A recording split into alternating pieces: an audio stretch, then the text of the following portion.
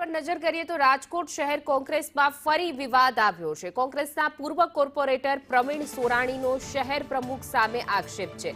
શક્તિ ન હોય તો પ્રમુખ પદ છોડી દેવાની ટકોર કરી છે। સાથે જ કહ્યું કે શહેર પ્રમુખ રાજદીપસિંહ જાડેજા પાસે અમે માંગ કરી, નવા પ્રમુખની કાર્યપદ્ધતિ સામે વાંધો છે। તો સાથે જ પ્રવીણ સોરાણીએ કહ્યું કે અમે કોઈના માણસ નથી, અમે કોંગ્રેસના સૈનિક છીએ। અમે કાર્યાલય બદલવાની માંગ કરી હતી।